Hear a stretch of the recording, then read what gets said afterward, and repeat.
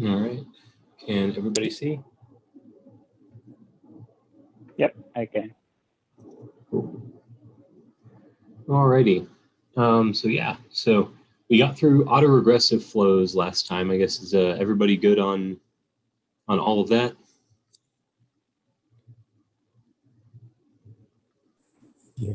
And basically any recap, or can I just go ahead and jump straight into coupling flows? Because like I hate that with the sickness and everything else, everything kind of got chopped up. That was kind of the point of doing the going through the linear flows and talking about like element wise and triangular and piecing apart all of these. And now it's a shame we finally got to the meat of it, and I'm worried that people may have forgotten a bit. But so I guess just everyone good, or do we need a quick recap? I'm good. So go for Yep. quick recap. I'm good too. Okay. Sec. Oh shoot. Good. I'm just going to share my main PowerPoint slide so I don't have to run through all the animations every single time. And then we'll pick it back up on the. Where did my meeting go?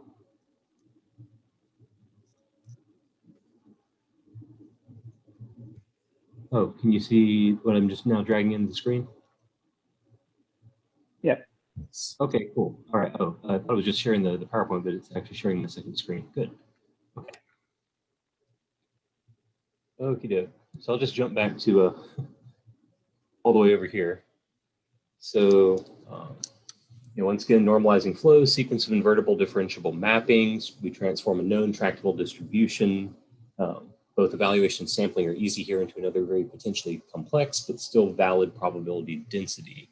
So this is we're flowing from one to the other. We've got the sequence of invertible differentiable mappings, which is the flow, and the normalizing component referring to the fact that the density we end up with is going to be remain normalized, right?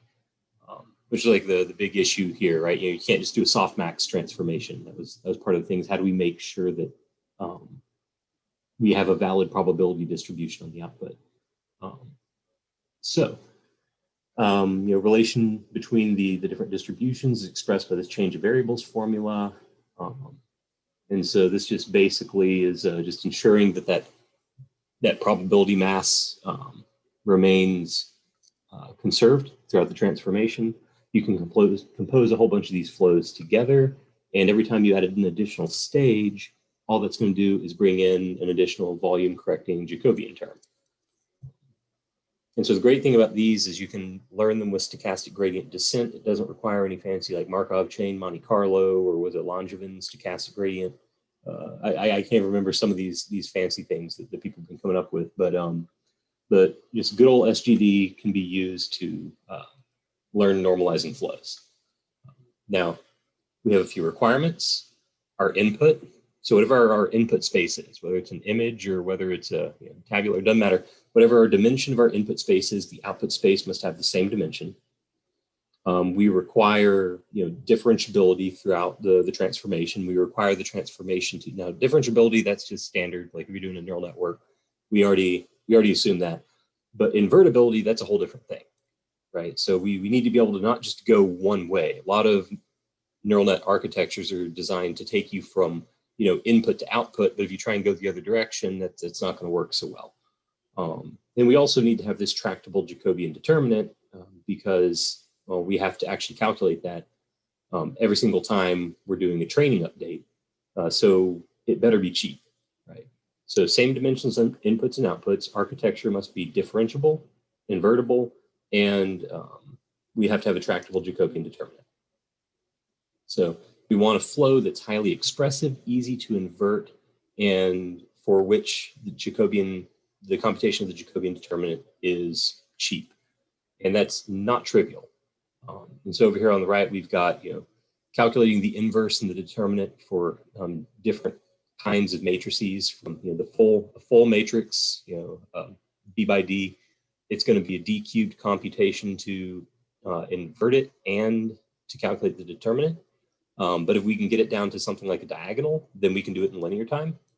And in the case of something like a permutation, or even down to the one-by-one convolutions, which we're actually going to talk about today, you'll see the determinant for the one-by-one convolution is very straightforward. If it's a one-by-one convolution, it's just 0.1. So it's extremely cheap. So yeah, but you'll notice like the determinant, that tends to be the part that's going to be weighing more heavily on us. And a diagonal is optimal, but we get more expressivity with a triangular matrix or a triangular transformation, and that's also going to be the same same computational complexity for calculating the determinant.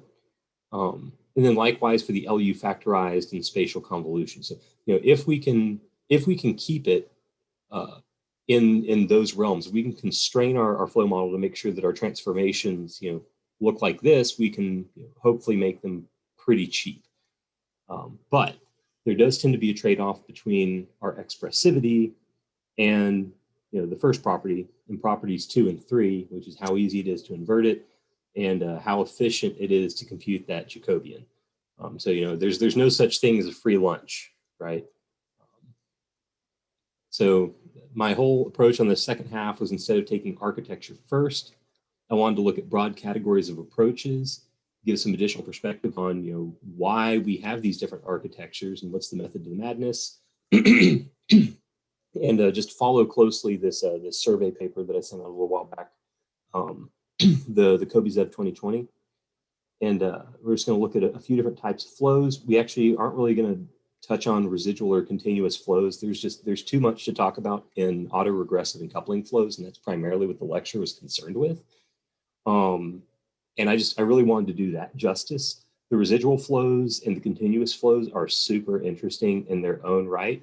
I'm not doing this for my dissertation, so it's I have not gone far enough down the road to feel competent or comfortable presenting on that stuff. I would definitely need to do a bit more research there, but I do think they're very fascinating, especially the continuous flow stuff. I really would like to at some point spend some time just really digging into that. But hopefully, what you're going to see in most of the flow literature is going to be these some combination of those first three, like element-wise, linear, and auto-regressive and coupling flows. So this is not a comprehensive examination, but mainly we're just going to build up the intuition from which everything else kind of falls out. To start that, we started with like element-wise flows. So I guess since I'm going through this, I'll just go ahead and put it in presentation mode. Pull this back over here. Because honestly, I just find that, I don't know about you guys, but using animations just makes things a little bit easier. Because you just see a slide and you're just hit with all this information at once and you have no idea where to focus. So we'll take it this way. So the idea on an element-wise flow was we wanted to apply independent nonlinear transformations to each element, right? So we're just going to treat each element independently. Why would we do this? Well, it gives us a very tractable Jacobian. Notice the Jacobian is diagonal, right? Because we take that, the partial of your output with respect to your input, Z1 is only a function of X1, Z2 is only a function of X2, ZD is only a function of XD. So yeah, so that's pretty cheap. And then your determinant is only going to be the product of those diagonal elements. So that's not bad. Inversion is super cheap. Determinant calculation is super cheap. Pretty straightforward, as long as you make sure that your transformation, your function f theta, is easy to invert. And we will be coming back to this. This will show up again later in the context of the coupling flows, because it turns out a lot of coupling flows tend to be applied element-wise. So keep the strengths and weaknesses of these in your mind. So notice what you have here is an extremely expressive transformation, but it cannot capture correlation between the variables. Now, let's say we want to be able to capture relationships between the variables. We're going to start with this. We're basically going to look at linear flows now, right? So we just took a look at the nonlinear element-wise. Now we're just going to say, okay, well, what if our transformation is linear? So we've got this affine transformation. It's a shift in scale. It allows us to capture basic correlations between our variables, unlike the element-wise.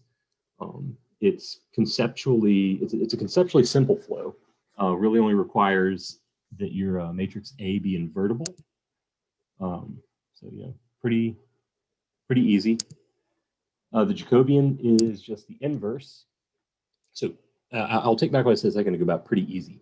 Conceptually, it's pretty easy, but there are some problems. One, actually, there's a lot of problems.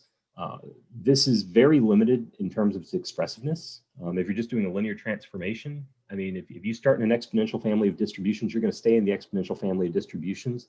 And I'm willing to bet that most cat, dog, whatever have you, ImageNet images are not in that family, right? So this is really much more of just a conceptual tool.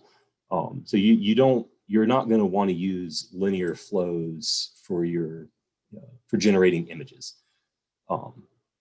Additionally, it's going to be very expensive to invert this, right? We've just said we've got some generic square matrix A, but if we want to invert that, that's going to be a d-cubed operation, and the determinant is also going to be d-cubed. So this is probably not the way to go. So can we restrict the form of A to improve this? Based on what you guys just saw with the table I showed a minute ago, we already know the answer to that. Right? The answer is yes. Well, the first thing you could do is the absolute easiest, simplest possible thing, which is say, let's make sure A is diagonal. Let's do an element-wise flow, right? So this is an element-wise linear flow. Well, this is conceptually the simplest and computationally the easiest to invert. The inverse is, linear. The determinant is, linear in the number of dimensions. Jacobian is going to be diagonal, and its determinant is just going to be the product of those diagonal elements. So this is just the one thing this has going for it is it's really simple, and maybe it's useful for representing. I think Kovizev had to reach a little bit to come up with this. I don't know. There may be some use for this, but it probably not much. It's extremely limited, but it's a start. It's like, just like we saw a minute ago, okay, well, here's the full scale, whole generic, we want to be able to do everything we possibly can, but we have no idea how to do that. Well, this is the other end of the spectrum. This is saying, okay, we're going to put the most severe constraints possible to make sure this is still a usable flow, as computationally cheap and conceptually simple as possible, but you're not going to be able to do much with it. So that's the two ends of the spectrum, right? Well, let's start to fill this in. We're going to start simple and we're going to build up. Well, what's the next logical step? Well, maybe we can make a triangular, right? Looks something like this. Why would we do this? Anybody remember the reason for doing the triangular? We go back to interactive here, make sure everyone's awake. Yeah, the forward pass is cheap, but the backward pass isn't. This one, right? Well, so that's getting into autoregressive, and autoregressive is very closely tied. There are close associations between triangular transformations and autoregressive ones. But here, let me think. I mean, depending on how you structure it, right? So this is, I'm not sure with the backwards pass. I don't think the backwards or forward pass would be any more or less expensive here. The thing that makes the autoregressive one so expensive going one way or the other is it depends on all these different variables, right? It's a conditional kind of thing. It relies on that conditioner for the parameters. Notice the parameters here are just fixed, right? So A11, A12, blah, blah, blah. All of these are not functions of anything else. They're just learnable parameters. So I think forward and backward pass should be the same in this case. But maybe decomposition then, the LU decomposition works here. Yeah. Sorry. The LU decomposition works here because of the lower triangle. Man, you're jumping ahead of me. You're jumping ahead of me. Okay. I think you did this last week. That's why. So that's why I was jumping back to this. Yeah. Right. But it's good. It's good. So this is what I want to do: get everybody thinking about the right stuff. Right. So the thing about the triangular transformations are they are going to be more expressive than element-wise, and you're correct with the thinking towards autoregressive, right? Because autoregressive does have that sort of triangular structure, and that's what makes them so expressive, right? If you could do it perfectly, it would be perfectly expressive. But the key reason we want to make a triangular is that determinant is just going to be the product of the diagonal entries. So this makes our Jacobian computation, our Jacobian determinant computation, very cheap. And the inverse is relatively cheap too. So inverse is just d squared, determinant is linear in d, right? Yeah. But so that's the big one. So this makes it's only marginally more expensive in terms, it is a little bit more expensive in terms of computing the inverse, but remember at the end of the day, the big thing we're really concerned with is that determinant computation. And here it's no more expensive than element wise. So in a sense, if that's your primary concern, we got all this added expressiveness of being able to like bring in these different elements, right? Like, because you can now see that Z2 is a function of A1 and, or sorry, Z2 is now a function of X1 and X2. ZD is a function of all of the X's. Z1 is still only a function of X1, but you can see you've got radically more expressiveness here. But we do still have a problem. The expressiveness is contingent upon the order of dimensions, right? As I just mentioned, X1 is only a function, or sorry, Z1 is only a function of X1, right? Z2 is only a function of X1 and X2. It's kind of like ZD gets all the benefit. ZD is the only one in here that's like, a function of every other variable, right? So we do have way more expressiveness than we did in the diagonal case, but, there's some of them are getting the short end of the stick, right? Some of the dimensions just really don't get much out of this. And of course it's still linear, but that's the same for everything here. So you guys remember how we got around that, right? Permutations. So how do you get around that limited expressiveness for like, dimension 1, whereas dimension D has all the expressiveness? We add in these permutation matrices, and this allows us to reorder the dimensions with very little effort, right? So if you stack, basically this whole idea, like permutate, like triangular transformation, permutation, triangular transformation, permutation. This general idea is, as far as I can tell, the kind of workhorse bread and butter of these flow models, in the same way that doing a logistic or a tanch, doing our affine transformation followed by a simple nonlinearity in a neural network, any generic one. That's kind of our workhorse. We start with like basically a bunch of logistic regressions, and then we do a bunch of logistic regressions of logistic regressions and a bunch of logistic regressions of logistic regressions, and eventually you get something extremely complicated. In the same way here, you can do a triangular transformation, then you can use a permutation. Triangular transformation, then a permutation, and you can slowly build up expressiveness, right? And of course, the inverse of a permutation matrix is its transpose, and the determinant of a permutation matrix is 1. So we've got effectively no additional overhead here. Sorry, I didn't mean to jump that fast. We've got no additional overhead here for all this added expressiveness. And there is a more general approach that uses orthogonal matrices. We do have some problems, though. Does anybody remember the problems with the permutation,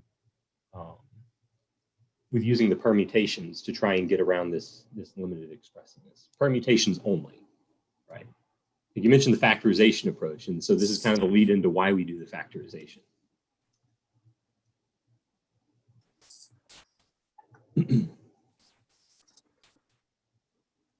Anybody? Going once, going twice. All right, so yeah. So doing a sequence of permutations and then triangular transformations might still not be as expressive as, oh yeah, I already mentioned that, yeah. So where was I? I confused myself. So the issue with this, I don't know, I thought I had the issue here. I guess it's on the next slide. Yeah, there we go. I don't know why I put that all the way over there. Yeah, P is discrete and hard to optimize, right? So usually it's going to be, randomly initialized, but that limits expressiveness. And so I guess, yeah, so sorry, I saved on this until after the first part of the factorization approach. I tripped myself up. Thought I remembered where I was going, but apparently I did not. So yeah. So let me go back to what I had for the actual problem for the permutation matrix. So what I was saying does hold for this, but then we're going to take it one more step, right? So permutation plus triangular might still not be as expressive as an unrestricted form on A. So the idea here, instead of restricting the form on A, we factorize it. We've got this like PLU, right? So L is lower triangular, U is upper triangular with non-zero diagonal entries, P is a permutation matrix. Well, since P is a permutation matrix, we already know the determinant is 1. L is a lower triangular with 1s on the diagonal, so we know its determinant is 1. So we've got a determinant of 1, and then U is the only one that has a determinant that's non-unitary, or I don't want to use that word inappropriately, but it's not just 1. It's the product of these non-zero diagonal entries, right? So the cool thing is we've now gotten to the point where we've kicked it up a notch even further, where we've theoretically, and I'm going to put theoretically in quotes, and this is why I was delaying that previous point, but theoretically, we've not lost any information by using this factorization approach. We haven't constrained it at all, right? So that sounds super cool. That sounds like we've gotten everything we wanted. Like, look, the determinant is now still, it's still linear in the number of dimensions. Like that's amazing. And the inverse is still, d squared. So this is no more expensive than a triangular transformation in any sense. And it's almost not more expensive in the salient sense than a simple element-wise. But it's almost like we've not even had to constrain what we can learn at all, right? That's super expressive. The problem is this, and this is where I was going and I screwed myself up. That permutation matrix is discrete and it's hard to optimize. So it is hard to optimize for in the way we do it for something discrete, right? So typically what you're going to do is you're going to randomly initialize that permutation matrix, but that's going to limit your expressiveness. QR decomposition has been proposed as a better alternative, but that's sort of the overview. So let's take a moment and look at a few of the themes just real fast. And I'm going to pause for a moment to make sure everyone's good to go. So nonlinear element-wise flows. Determinant calculation is super easy. Inversion's potentially expensive, depending on how you choose that nonlinear transformation. But there's no ability to capture correlations between the dimensions. In this independence assumption, it effectively limits your expressiveness, right? And for images and anything, there's a lot of instances where we're assuming that the variables that we have are not independent of one another, right? It's very rare that you would have that your natural variables would be almost like an orthogonal basis, right? So so your linear flows, on the other hand, with all these various restrictions, the determinant is the potentially expensive part here, right? So remember, not the element-wise flows, nonlinear element-wise determinant was easy, inversion potentially expensive. Linear flows with various restrictions, determinant's potentially expensive, depending on how you choose those restrictions, but inversion is easy. And it also has the ability to capture correlations between dimensions. But these are linear flows, so the expressiveness is limited by this linearity assumption. So our overarching themes here are that nonlinear transformations are going to make your inversion tricky, and capturing all the relationships between the variables in the transformation can end up making your Jacobian determinant very expensive. So yeah, so we have these issues where we're basically having to pay a computational cost for expressiveness in both directions. Because independence and linearity assumptions both limit expressiveness, but if we want to account for dependence between all of these different variables, and we also want to have a highly expressive nonlinear transformation, then this can rack up a very significant cost. So, all right, anyone have Any questions or comments so far?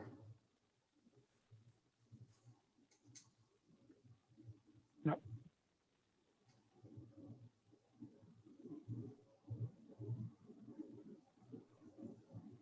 All right.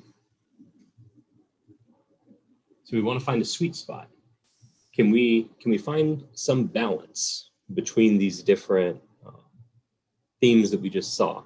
So something that's, you know, expressive enough, not too handicapped, but, you know, at the same time, it's also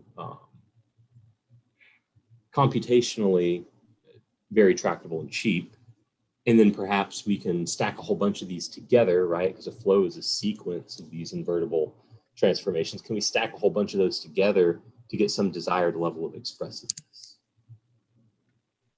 All right. On to autoregressive flows. So, move that out of the way. Good. All right. So an autoregressive flow is just a flow where the dependency between the variables has some ordered Bayes-Net structure. Here's a little definition.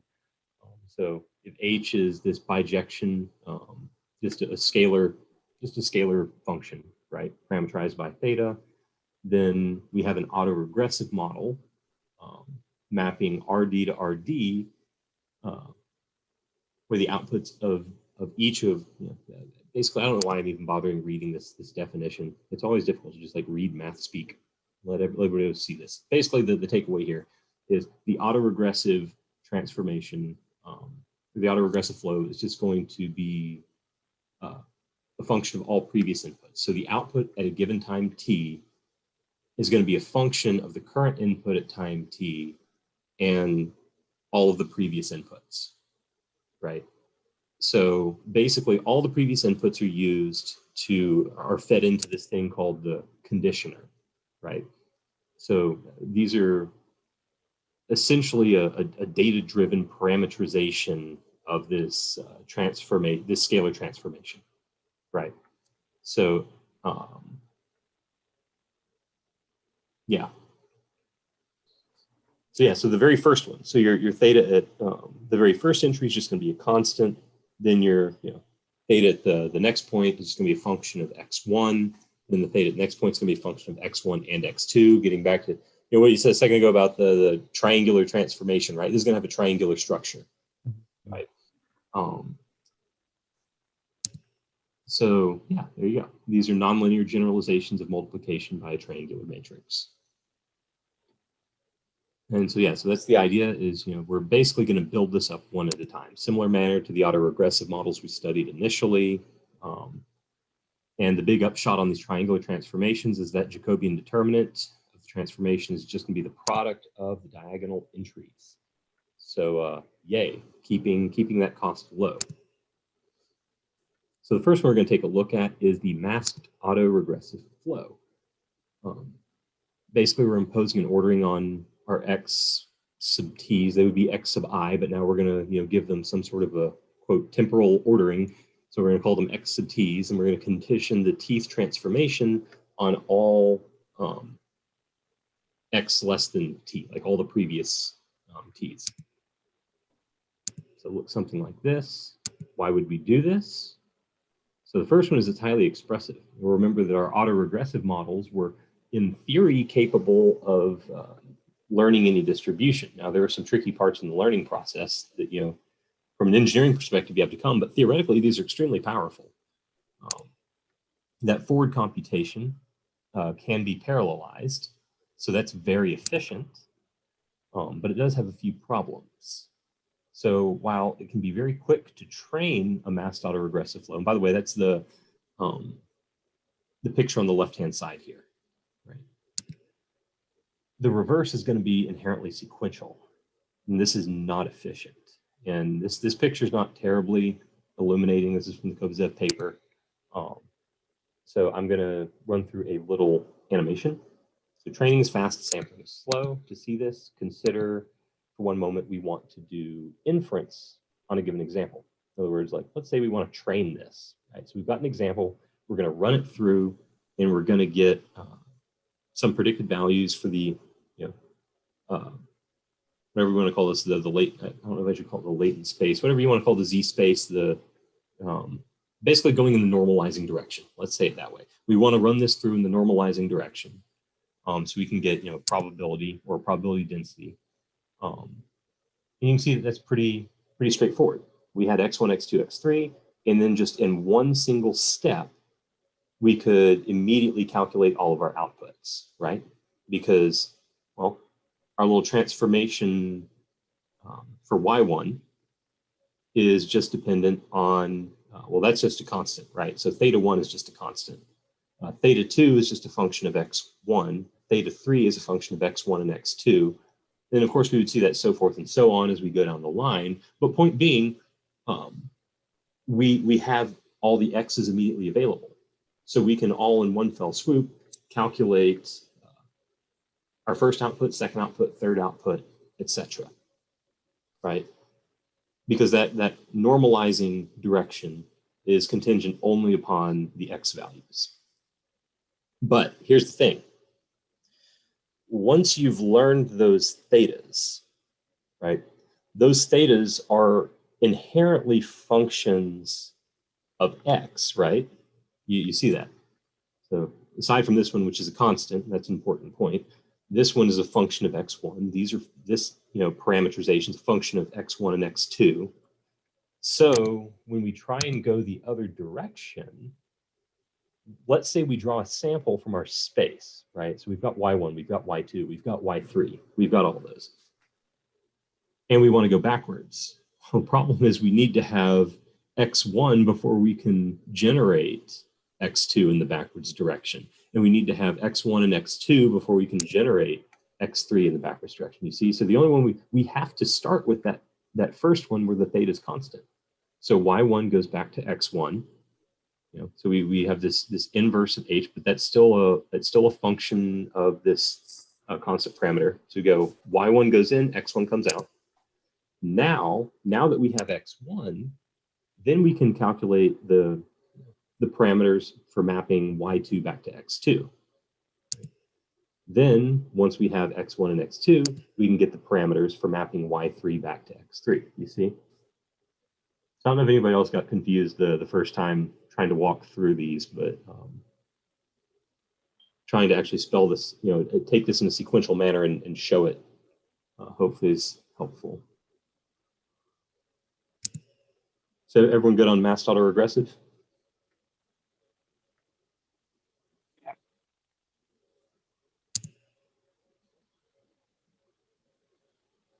Yeah.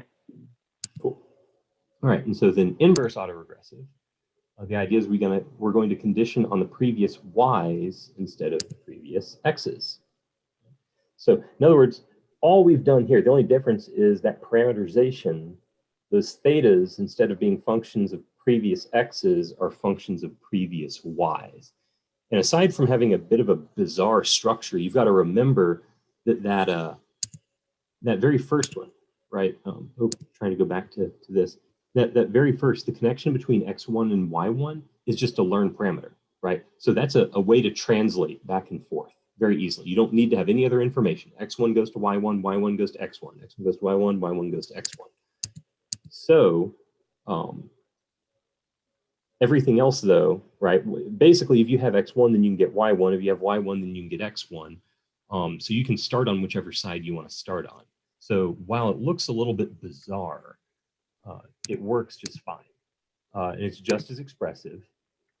And the difference is the inverse computation can be parallelized. And so we'll see how in a second. But that forward, basically we now have the opposite problem. The forward computation is going to be inherently sequential. So training is now going to be very slow, but sampling will be very, very quick. So let's start with a sample. We start with y1, y2, y3, right?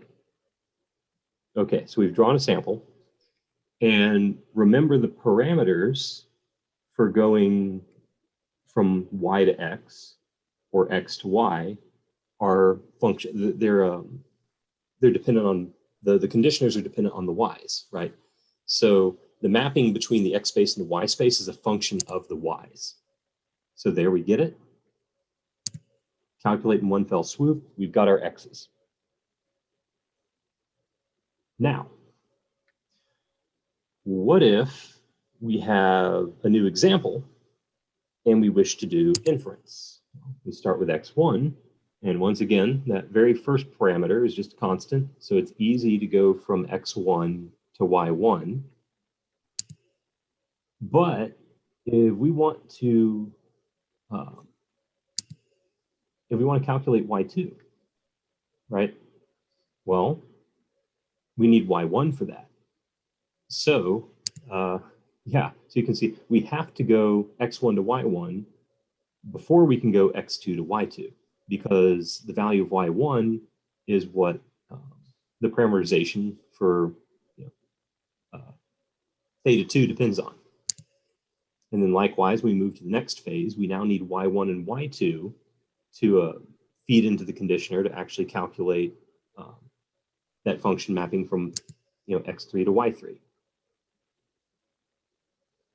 So you can see that's the bottleneck right there. However you want to design that function, like it's going to have to be dependent in some way, shape, or form. It's going to have to be dependent on a sequence of values.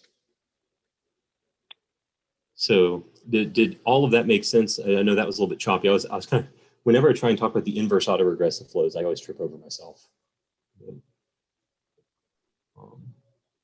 So is everybody good on this one? Because I do want to ask a leading question. So I want to make sure everyone's good on this. Because the next part is jumping into the coupling flows. Yep. Okay. So I have a question.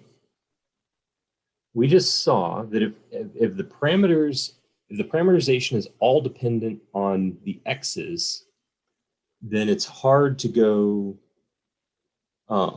then it's hard to do one of these two tasks, right? Basically, it's hard to go one way if it's all dependent on x's. It's hard to go the other way if it's all dependent on y's, right? So any idea, is there a way we could sort of split the difference on this? Do you see what I'm saying? Imagine for one second that,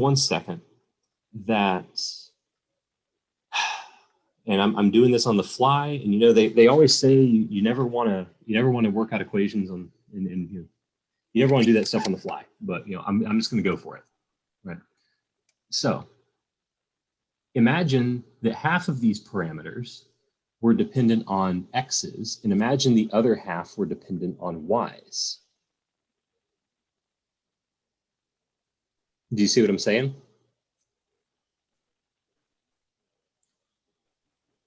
So part of it would be slow, but the other half would be fast.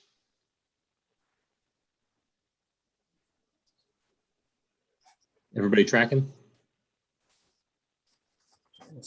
Yep. Yeah, because we saw if it's all dependent on one direction's fast, very fast, the other direction's very slow. So what if we did half and half?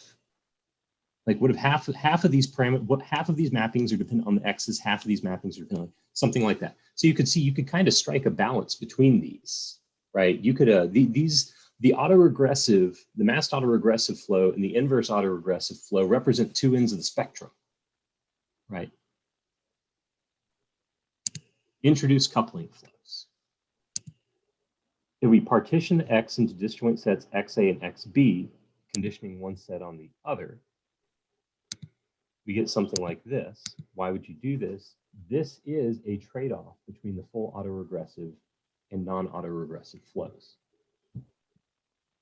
That's the connection I wanted to make. So does everybody kind of see that? How the coupling flows are actually kind of striking a balance between those two? Yeah. It seems to me that you're going to lose either way. I mean, this is not going to be any faster than, going forward and then pay the price for going backward versus the other way. And this is like, Yeah. You take half the pain in the forward, you take half the pain in the reverse. So I don't know if that actually, but maybe. Well, so this is a loose analogy, to be fair, because you'll notice that there isn't any condition. One of these just stays exactly the same. So basically, it's kind of like if we went back one slide.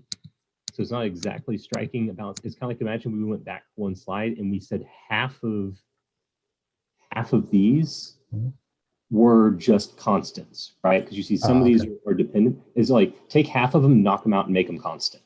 Oh, I see. Okay. That's what a coupling flow is. Right. Okay. Right.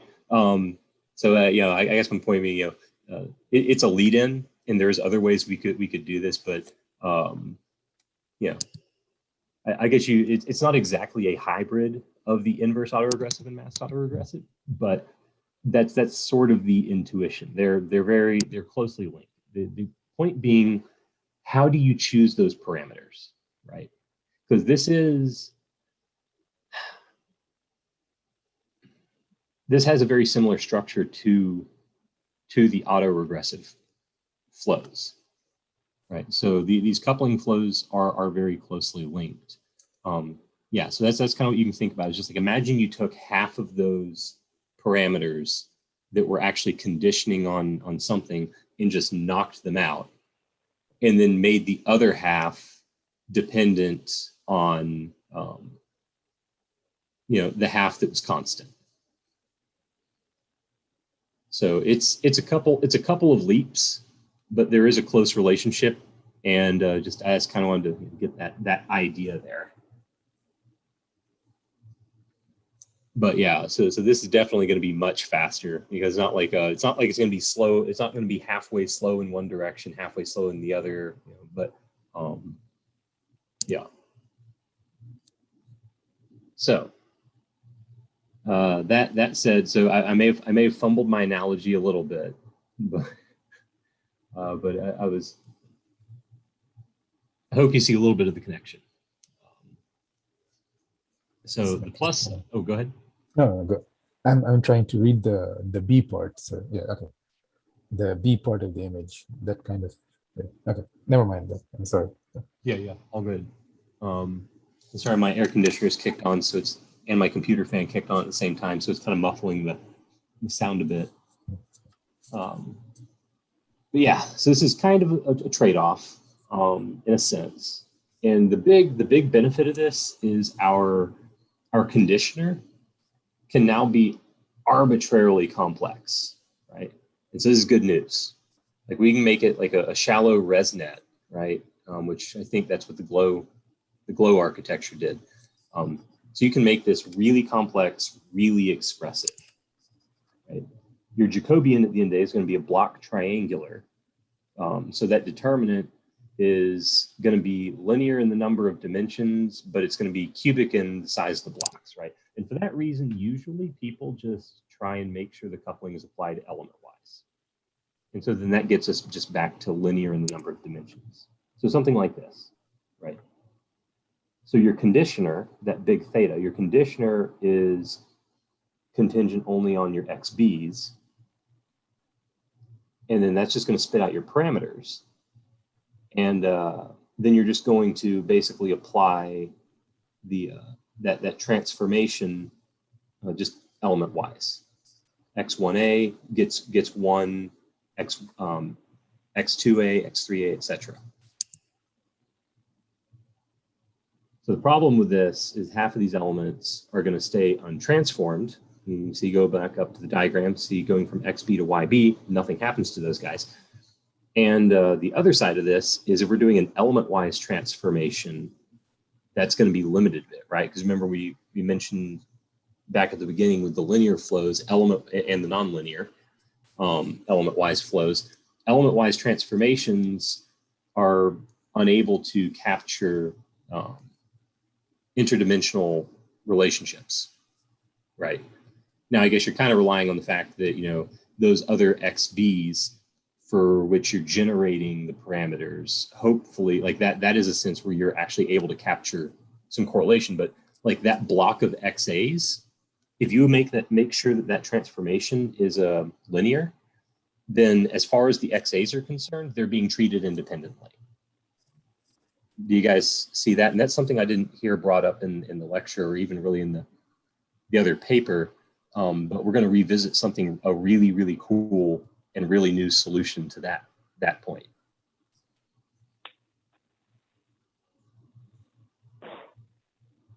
So yeah. So and basically, the reason why we are keeping it, sorry, John, yeah, go for it. We're doing element-wise is just to make sure the computation is simple or linear in the dimensions. Right, because imagine for a second that you have a big space, right? And you use this this coupling flow. Well, while it's true that your upper right block is going to be all zeros and your lower, and basically what that means is you get the product of the diagonals for the upper left block as your contribution to the determinant. When it comes to the lower right block is still, you still have to calculate the full determinant. That's still going to be a d cubed. So if you do d over 2, if you split your dimensions in half and you don't make it an element-wise transformation, then you're still going to have a d over 2 quantity cubed transformation, which, I mean, that's still better than d cubed, but d over 2 cubed could still be extremely expensive. So that's where that c cubed piece comes in. So if it's just a block triangular, if the block is really big, then it's still pretty expensive. So that's the idea for the element-wise. If you make sure that this transformation is being applied element-wise, which is to say that basically this first piece, that h theta 1, is just a function of x1 and not, or xa1 and not a function of xa1 through d, and the same for everything else, then that means that your lower right block is going to be diagonal. Right. So C is basically 1 here. The Right. C cubed, yeah. It's a way to shrink, yeah. So by making it element-wise, you shrink C to 1. Yep. But that doesn't come for free, right? And we're going to come back to that in a minute, and it's really cool, and it's something called recursive coupling flows. So that was one we just looked at, was just the coupling flows outright. And that's that A in the diagram there. But what's going on in B here? B is what's called a multi-scale flow. The idea for a multi-scale flow is to say, let's just let that conditioner be a constant, right? So in other words, we're not conditioning XA on XB, or, you know, if you look at the Z, we're not conditioning, you know, Z on anything else. Just XA, YA is just a fixed parameterized transformation of XA. So you're just going to transform XA into YA, completely independent of XB. And that looks a little weird. And it wasn't very clear to me when they were going through the lecture. I feel like they kind of blended coupling and multi-scale flows together into one thing. And I think it's very helpful to think about these separately. So the coupling, you know, they're both coupling flows. It's just a multi-scale flow is what happens when your conditioner is independent, right? But of course, then again, you can also think about the autoregressive flow as a special case of coupling flow where your, you know, coupling has a totally different, that conditioner has a totally different dependency structure, right? So at the end of the day, autoregressive, coupling, multi-scale, all of these are just different constraints on that conditioner. So why would you do this? Well, look at what's going on in B. Every single time you take a step in the normalizing direction, you are reducing your dimensionality, normalizing direction. So that would be going from Y backwards, sorry. So every time you go backwards, by each step, you're reducing your dimensionality by half, right? So you can see that's going to shrink down very quickly. And this is actually the whole idea behind, you know, real NVP. Well, why is it called non-volume preserving? Well, there you go, right? You're basically just dropping dimensions as you go. Is everybody tracking? It feels like an approximation, right? I mean, Sorry? it feels like an approximation somewhat. I mean, instead of So you're kind of simulating your linearity here by stacking layers, right? Getting past the well, okay. Well, so this is actually not going to get around. This is unfortunately not. This is one of the issues with the multi-scale flows, is these dimensions that fall off never get a chance to come back, and that's a key point. Okay. Yeah. So half of your dimensions will never be transformed. They're just like, it's just like, hey, we're just going to assume that half of these dimensions have a Gaussian structure, right? Which does seem a little bit weird and probably not great, but keep in mind where they're applying this and why they're applying it. They're using this for images, right? You've got huge dimensions. Like imagine you've got like a multi-megapixel, like you want to like who cares if you lose half your dimensions, right? Who cares if half of your dimensions are a little bit of salt and pepper noise, right? Or I mean, I shouldn't use that because it has a technical meaning, but who cares if half of your dimensions just end up being a little bit wonky, right? If you have enough dimensions to just throw out. So this is a way to basically do massive dimensionality reduction to reduce the computational cost when you're dealing with really high dimensional stuff, right? But you do have to keep track of those dimensions you're dropping, right? They can't just completely disappear. But some of these dimensions are undergoing much less or no transformation whatsoever. And this is going to limit expressiveness. Now, of course, you can see looking at this multi-scale flow, right? You could imagine that, like, can everybody see my mouse? Right here? Yeah. You could imagine taking a coupling flow like this and sticking a couple layers of coupling flow in where G is. Right? So you could drop half your dimensions and then you could do some processing. And then you could drop the other half and then you could do some processing. You could drop the other half and do some processing. So, this, you can kind of compose both of these things together to get some pretty expressive stuff. And I think they actually did something like that for the real MVP. I don't think they just did the multi-scale flow. I think they actually did have these, I think they had the coupling transformations like in A, combined with permutations, because once again, triangular transformations plus permutations, stuck in where this G was. So you drop half your dimensions, and then you try and do a little bit of learning on the other half, and then you drop another half, and then you try and do a little bit more on the other half, so forth and so on. So you can very quickly go from a very high dimensional image down to, a fairly low dimensional latent space. And then the idea, I think, being that kind of like, in a deep neural net, as you go deeper, you get, these hierarchical representations, like in a convolutional neural net, right? You get to the top, you've got like faces versus the bottom, you've got, say textures, right? That's kind of the idea. So these Z's up at the very top are capturing, these are your latents corresponding to very high level features.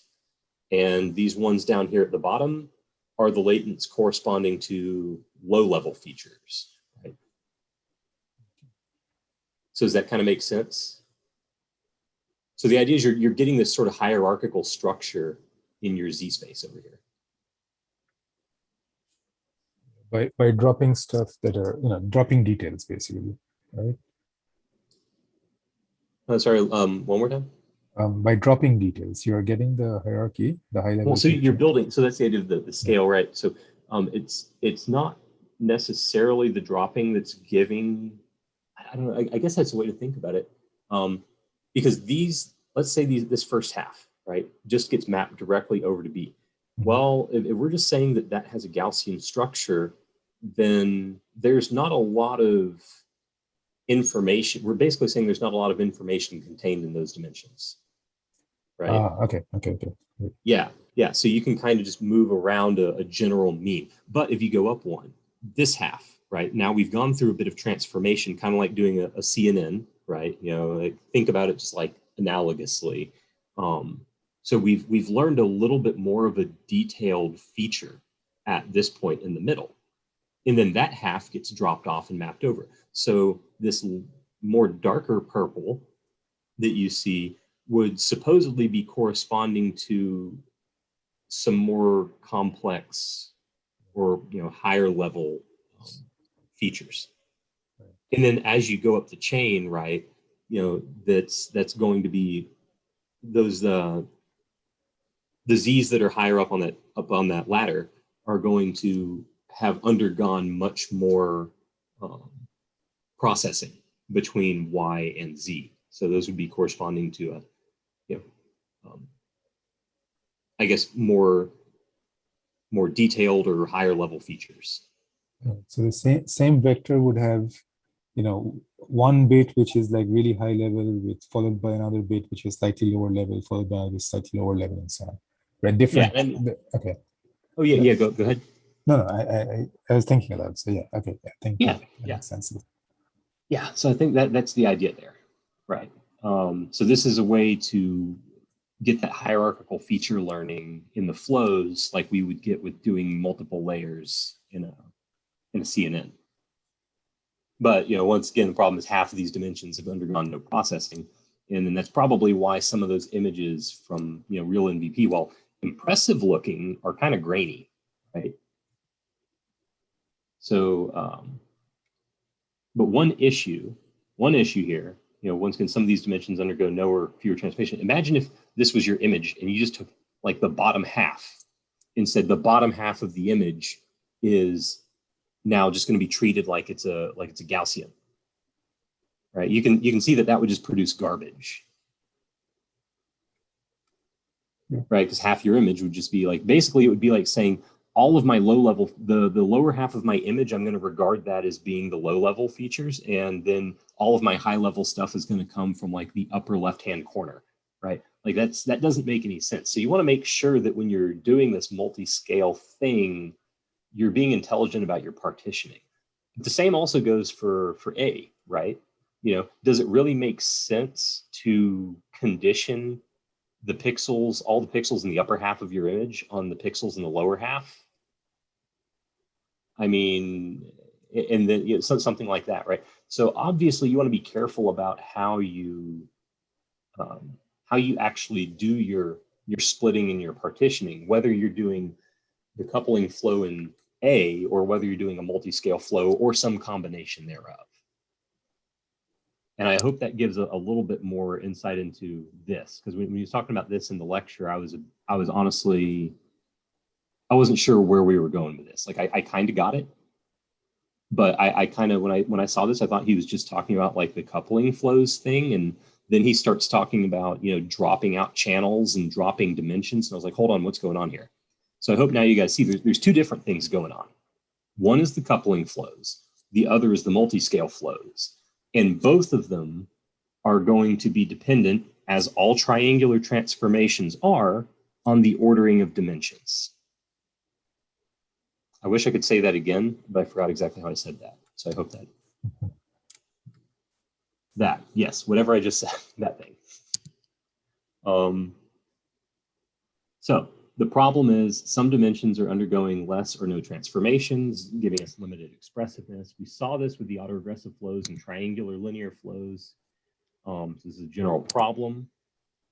So one thing we could do, back to what did we do when we had the linear flows, right? Well, we did permutations. Now, the problem with permutations, if you just randomly shuffle the deck of cards, what about something like images, right? So this also gets back to what was a little confusing in the lecture, right? He was just jumping straight to images, and in some cases, permutations might be a random permutation might be a fine approach, but with images where you actually have some sort of special structure, we can probably be a little bit more intelligent about it, right? And so this gets into the checkerboard masking and the channel squeezing, and these are actually two separate things, right? So the checkerboard masking is basically blocking out some of the pixels. The channel squeezing is basically dropping out some of the channels. And so when I say dropping out, I mean it in the sense that we saw with the multi-scale flow here, where those are the ones that's just like, okay, well now you're not moving on to the next stage of the game, right? Do not pass go, do not collect $200. So two ways to do that. Apply this checkerboard mask, and then the other one is with channels. All right. So everybody good on all that? The channels, you mean like the RGB? You know, you drop one of the three. So that was what confused me, but I thought he was talking about like dropping out color channel. Like, what's going on? Well, so it's not just that, right? You know, so I think on like the first layer, you would probably do something like the checkerboard masking, because like the R, G, and B channel are all going to contain important information. Right. And only in the Right. first layer, though, as you go on, you know, they'll have multiple Yeah. different. So that first layer would probably be like a checkerboard masking, right? Where you're just like, you know, knocking out half of the pixels, but you're spacing them out in this checkerboard fashion. And then you're going to have a whole bunch of channels, right? And so now like, let's say you go from 128 by 128 by 3, and you go into a I don't know, 64 by 64 by 16, right? So one way to do that is, you know, basically, and you can see this too, because imagine you did like, you can't do max pooling here, right? Because this has to be invertible. So one very, very easy way to do this is say, okay, well, you know, I've got 128 by 128, right? Okay, well now 64 by 64 of my pixels are going to go straight to the latent space. The other 64 by 64 are then going to go over to these channels, right?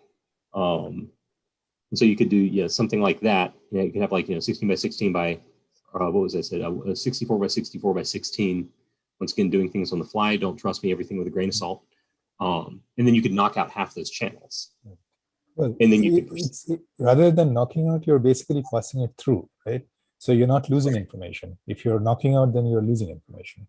Okay, yeah. So he's talking about drop in dimensions, and I guess that is a poorly phrased way to put this. And yeah, knocking out also kind of implies that we're deleting it, right? So we are keeping track of it. Exactly. It's just it's like a residual connection kind of thing. You're just going straight from here to the end game. Yes. Yeah. Yep.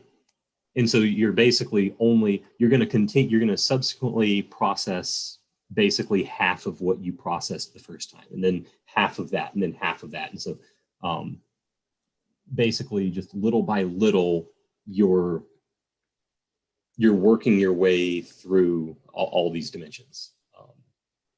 Yep. So yeah. I will stop talking before I trip that up anymore and just go straight to the images. Honestly, I didn't see too much of a difference between these when they were talking about, oh, look, you know, some ways are better than others. But this was from our lecture slides, and doing the checkerboard channel squeeze over here on the left versus masking the top half and masking the bottom half, masking the left, masking the right. You know, you can see that one method was better than the other.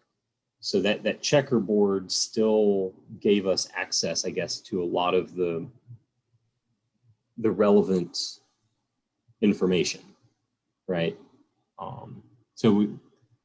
Once again, we probably want to retain, when it comes to an image, the correlation between nearby pixels is probably going to be more important than ones that are farther away.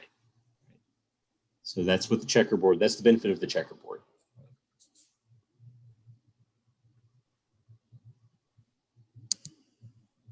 Alrighty. So I just mentioned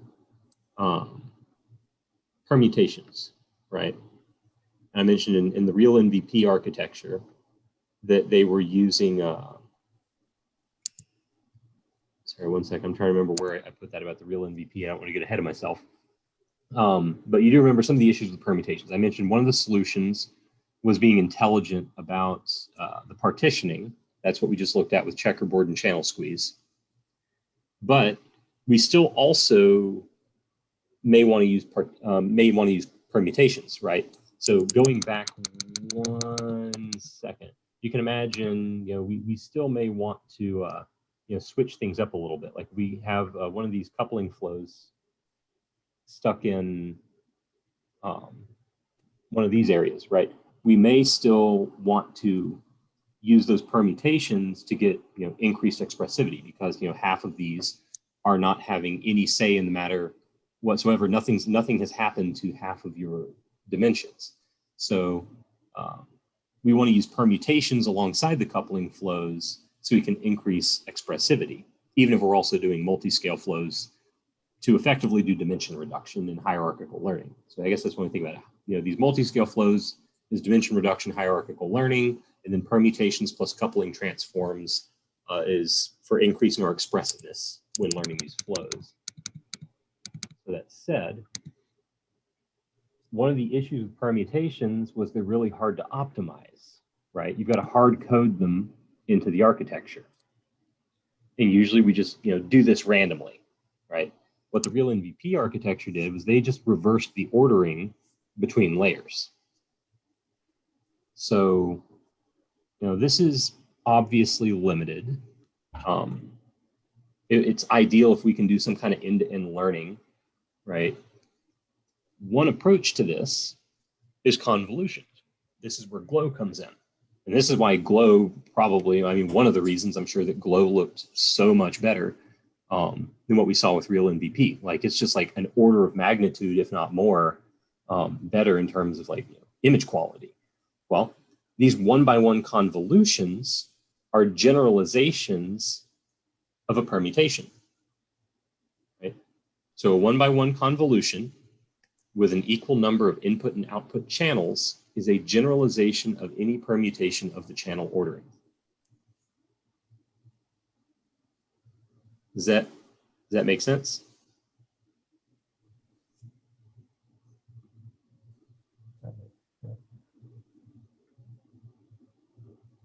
That's a thinker if you've not thought about it before.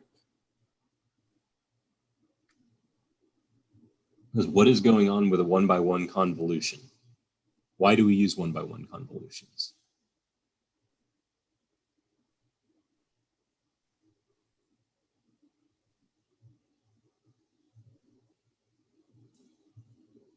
Anyone want to take that, or anyone feel free to jump in?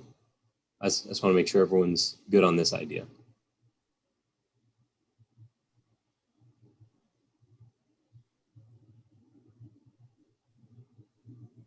Doesn't the one-by-one convolution it makes it thicker or thinner, right? The last dimension. Isn't that what it's? It can be used. So if you applied it, basically that one-by-one convolution could be used to take, say, a whole bunch of channels and squish them down, right? Because you're basically applying that. It's going to go across each pixel, and then maybe you have 64, and then you want to output 32. So it's kind of a way of operating across those channels. Rather, I'm going to say channels instead of dimensions. I'll refer to dimensions as like that, that space, like the image, like D by D, right? So I'm going to say dimensions versus channels. So the convolution then is going to be applying the one-by-one convolutions, basically working across those channels, like you're saying, to kind of mix it up. But and you're correct, I believe that it's used a lot of times to reduce that number. But notice what we said here, a one-by-one convolution with equal number of input and output channels, right? So that's the key point. So what makes this a generalization of a permutation is the input and the output are effectively the same. So if you come in with a, we'll say 64 by 64 by 16, right? And you apply that one-by-one convolution that they're talking about here, you're still going to have a 64 by 64 by 16 output. But what you've effectively done is you've applied a generalization of a permutation across those channels, right? You've done this little linear transformation, and you've exchanged information.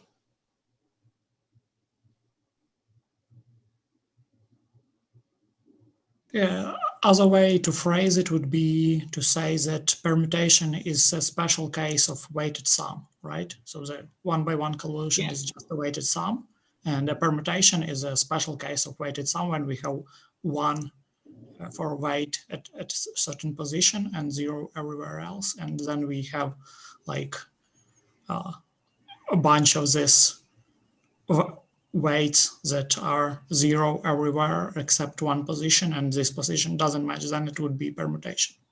Yeah, Right. beautiful. I love it. Yes. Yes, yes. I'll actually just jump straight to that. Yep.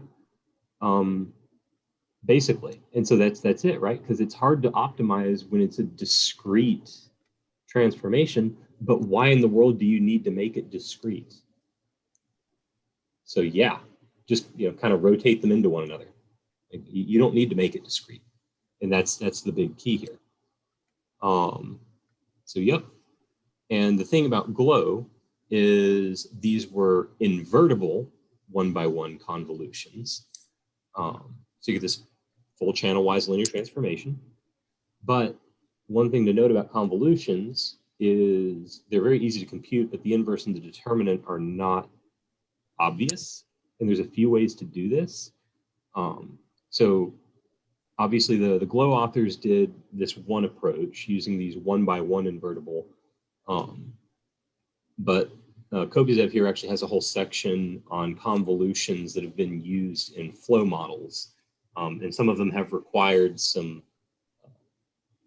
creativity. And so going down that road is a little bit out of scope here. But yeah, so suffice it to say, like making an invertible convolution is not necessarily an easy thing. But this 1-by-1 case was pretty tractable. And obviously it was really powerful, right? Because we've all seen their demo. Yeah. So the big thing to remember, right, is a diagonal or triangular transformation followed by a permutation convolution can be a computationally cheap way to build expressivity. So you're kind of seeing the recurring theme here, right? So triangular transformation, permutation / convolution to shuffle up the dimensions, and then sort of stacking this together is how you get a very expressive flow.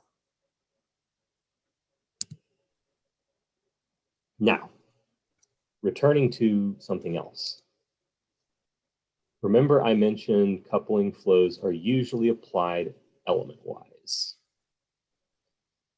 And yeah, something like this. And the reason we do this is it ensures that the lower right block of our Jacobian is diagonal, right? So basically our Jacobian looks something like this. And so once again, this is all from that fantastic YouTube lecture that I hope everybody has watched by now. And if you haven't, once we're done, please watch it. It's well worth it. Like this guy just does a fantastic job. But the Jacobian is going to look something like this, right? So we can see, whatever's down here in the lower left-hand corner, that's ultimately, at the end of the day, that can be as complex as it needs to be. That's not going to actually affect our determinant because we're not concerned with calculating the Jacobian. We're concerned with calculating the determinant of the Jacobian, right? And of course, we've got this upper left block is all ones, right? Because the partial Z1 with respect to XA, that's just going to drop out, right? But down here, this is what's retained.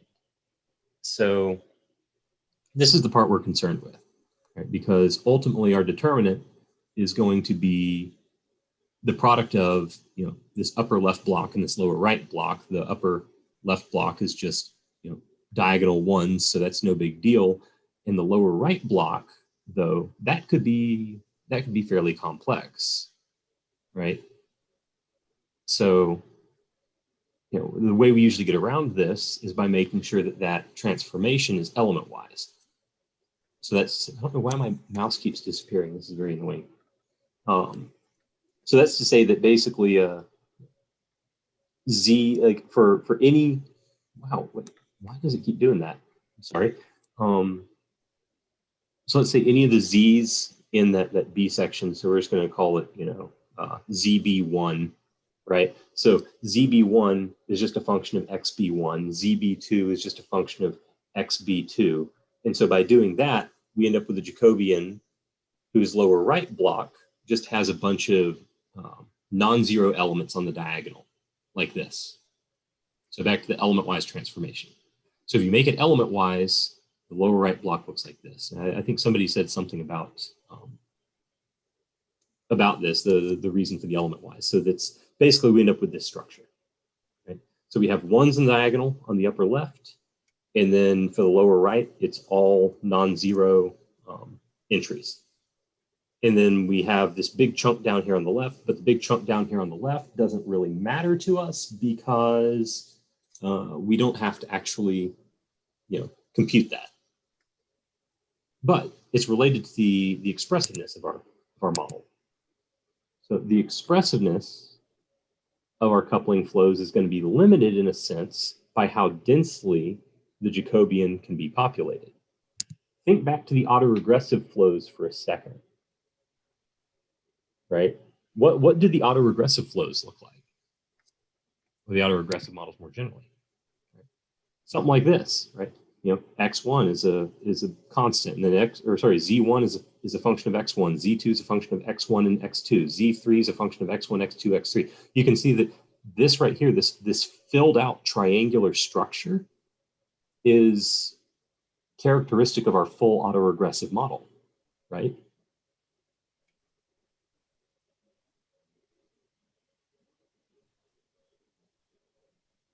And that's what makes them so expressive, right? Some of those autoregressive flows are actually universal. But that's not the case for the coupling flows. So our little trick with the coupling flows came with a cost in terms of expressivity. And the key is, if we could find a way to fill in these little pieces below the diagonal, right? The parts that are currently blank. If we could fill that in, then that's effectively going to be an increase in expressivity of our model. Is everybody tracking?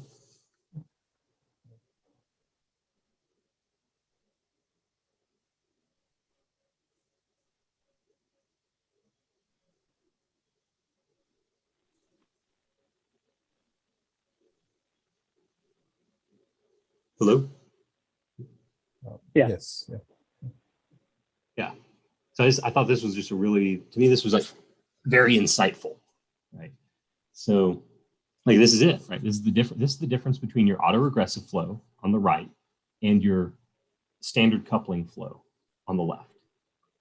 So how do we bridge that gap, right? That would be really sweet. This is where we come to HINT, or hierarchical invertible neural transport. So with our coupling flows, and this just has to do with the transformation, right? We've got this is for an affine transformation. We'll talk about the types of transformations here in a second. But this top level is what would be passed through, right? So the top level would be the dimensions that are just passing through over to the right side.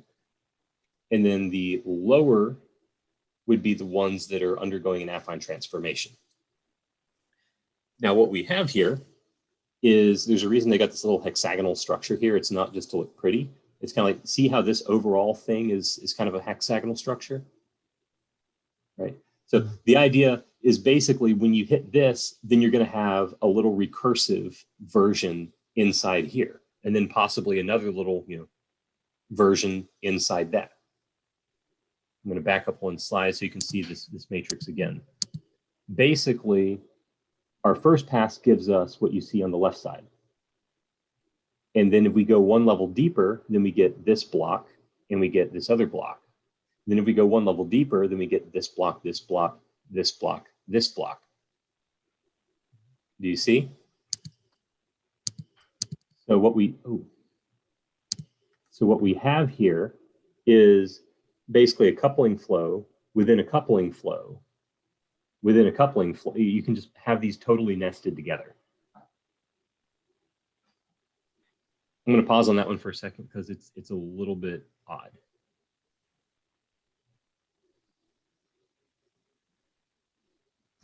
Do you guys see why this works? If not, I'm going to back up and try and explain that.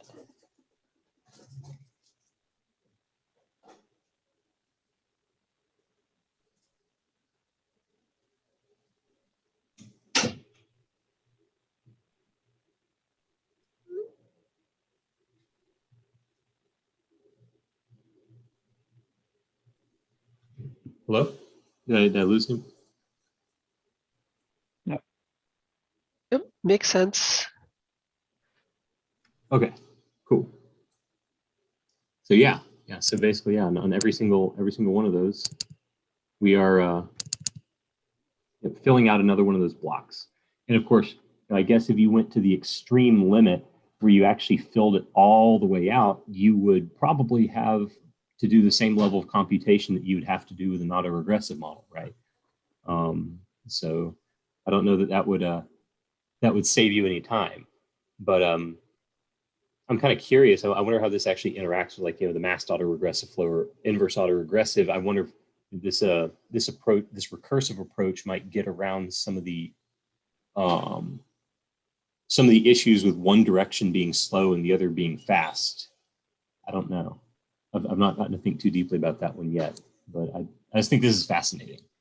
So it seems like a faster way to parallelize and approach that same level of expressivity you would get with an autoregressive.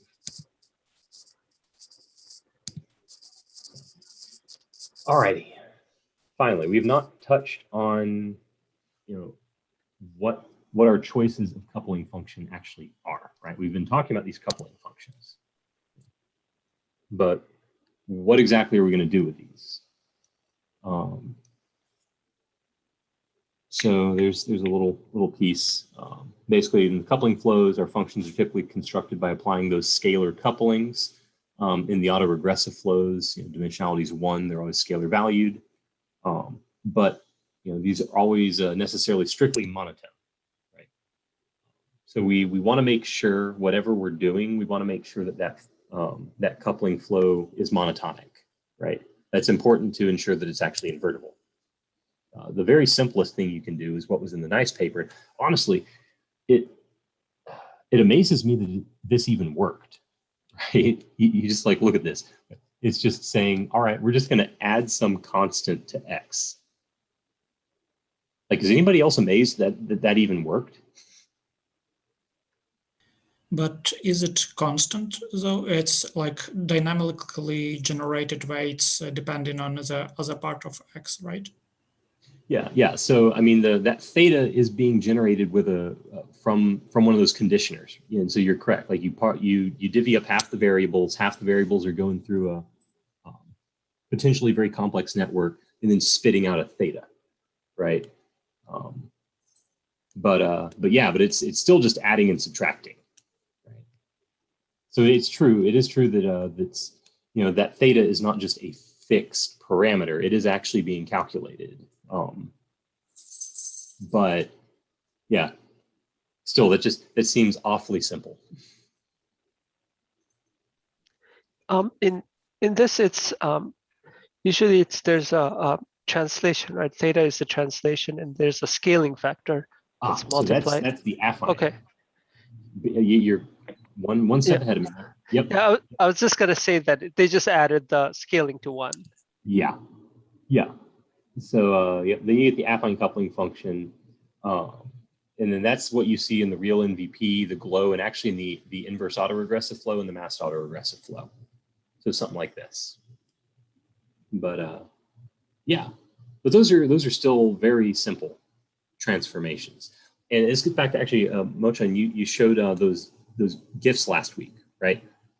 Showing actually the movement of the different points. And you mentioned that the interpolation that the animation had was not, it's not actually slowly moving across the screen. It's it's jumping from one point to the next. But the point being, you could actually watch, because it was doing that interpolation, you could kind of see the direction the space was moving.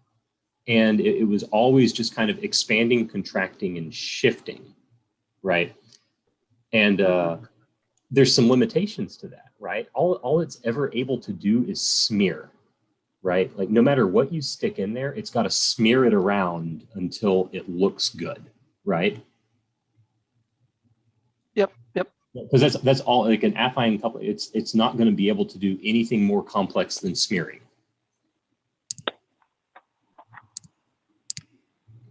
So yeah, so they're cheap, but they are limited expressive. Now, to be fair, glow is pretty darn impressive for something that's just smearing. But yeah, and as is Flow++.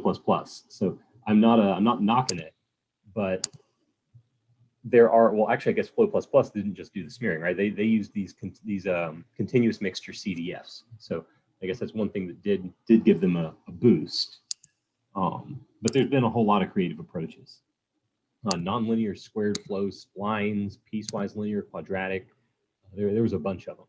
But there is one I wanted to touch on because it's a little bit near and dear to my heart, is this neural autoregressive flow.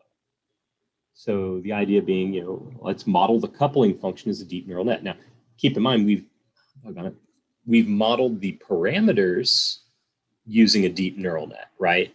Because that's what we were doing before. We're saying, okay, to the output of our conditioner, like our conditioner can be some arbitrarily complex neural network to spit out our parameters. Well, that's cool and all, but it's still a linear transformation. No matter how smartly you apply those parameters, once again, all it can do is smear it, right? So it would be nice if we could do something a little bit more complicated, right?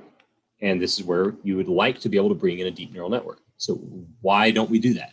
Why in the world are we doing things like those affine transformations, even with very smartly computed parameters? Why do our transformations look like that? Well, it's invertibility, right? So, you know, those are going to be much more easy to invert. Generally, a neural network is not invertible, right? It's not monotonic. So how do you ensure that a neural network is monotonic?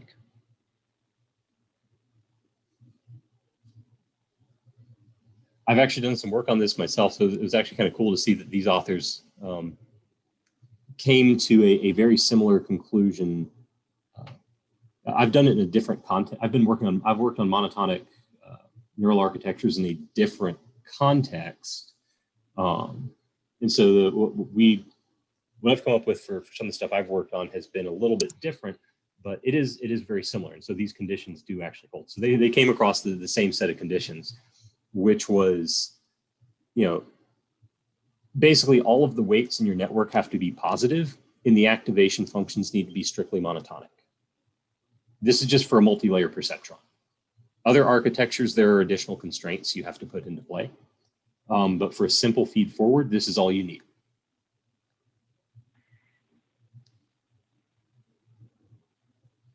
So the reason for that, I don't know if anybody's interested in the reason for that, but the reason is, think about what happens when you compute.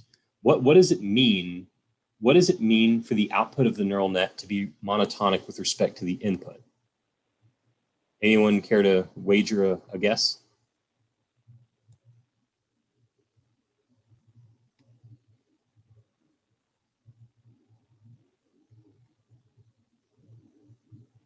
When you Should it just go in one direction in the sense that it can't increase, then decrease, or decrease, then increase? So sorry, it was very quiet. I couldn't hear too well. No, I was saying it's just that it can't increase, then decrease, or decrease, then increase. It, you know, the output must continue to increase if it increases, and continue to decrease if it decreases. So what does that tell us about the derivative? Right, tells us the derivative has to be always positive or always negative, right? And so that's it, right? And if you think about like a CDF, you know, that's kind of it. We want that derivative to be always positive. So if we just say it's going to be always positive, well, then we can go ahead and say, well, what happens? Like, let's say you can sit down and work this out with pen and a piece of paper pretty easily. If you take that, you know, derivative of the output with respect to the input, and you say, do something to make sure that that derivative is always positive, then you have a monotonic neural network. Done. And if you have a monotonic neural network, you can invert it. And so that's the idea, right? And one way to make sure, this is just one way to make sure that that function is monotonic is to ensure that all the weights are positive and all the activation functions are strictly monotone, because, well, what happens when you take that derivative? Well, the derivative is just going to be the product of a bunch of weight matrices and derivatives of activation functions, right? So the derivative of the activation function, well, if your activation function is strictly monotone, that derivative is positive, and a positive weight matrix is positive. So positive times positive times positive, it's always going to be positive, right? So then you've now made sure that your neural network is strictly monotonic. So anyway, I was just interested here because I've done some work in a separate space on this, and yeah, it's kind of cool to see that someone else stumbled across a very similar thing. But this is actually a fairly restrictive way to go about it. You do handicap yourself if you're saying that all the weights have to be positive and all the activation functions, have to be strictly monotonic. You are limiting your expressivity somewhat, but something tells me you're not limiting it anywhere near as much as you're limiting it by using an additive or an affine transformation. So sticking those things together, you can have an arbitrarily complex neural network generating the parameters for a relatively simpler, probably, like maybe a shallow neural network, which gives you access to to a high degree of nonlinearity for your transformations, right? So voila, after all of this, you can now see we can get to the point where we can leverage coupling transforms with one-dimensional convolutions. The coupling transforms allow you to use an arbitrarily complex neural network to learn your weights. You can use those one-by-one convolutions to overcome the limitations of having a triangular transformation. And then finally, you can use a monotonic neural network to ramp up the expressivity of your actual transformations. So, whew. So Jonathan, what's an example of a strictly monotonic activation function? I mean, ReLU doesn't work. Sigmoid, Tanch, Okay. ALU, yeah, most of them. So ReLU, depending on if you say strictly increasing or greater than or equal to 0, but yeah, typically a sigmoid and a Tanch would work just fine. I like the so it's not the ALU, it's the Soft Plus. Soft Plus is my personal favorite. Okay. Like I like that one because you get the benefit of the ReLU on the plus side, and then without the downside of the ReLU. If you drop below 0, there's no dead ReLU problem, right? So you maintain an activation function that's always positive, whose derivative is always positive and doesn't die off. But if it's in the positive side, the derivative is just 1, right? So then that takes care of it helps with exploding gradients. So to make the weights always positive, you have to do some trick, probably. Yes. Because the gradient might push it towards negative, right? So back propagation. Yes. Okay. Yeah, there's several ways you can constrain the weights to make them always positive, and there's other ways you can actually constrain the network to ensure that derivative is always positive without requiring the weights to always be positive as well. But those require some trickiness. But point being, if you can do that, what we've now learned is here's the formula for success is triangular transformation, some sort of triangular transformation to make sure that your Jacobian is cheap, a permutation to increase the expressivity, whether that's a 1D or 1-by-1 convolution. So triangular transformation, some sort of permutation type operation, and the coupling flow allows you to have basically a neural network learn your parameters, arbitrarily complex, don't have to worry about it. And then if you can also do the monotonic neural network, then you can ensure that you have a very highly expressive nonlinear transformation. So I think all of those ingredients together make for something very powerful. And then of course, then if you could add that recursive, because that recursive stuff is brand new. If you could add the recursive, what was it? Recursive coupling flows. Yes. I'm sorry, my wife will not stop texting me. Apparently I've done something wrong. Give me a moment.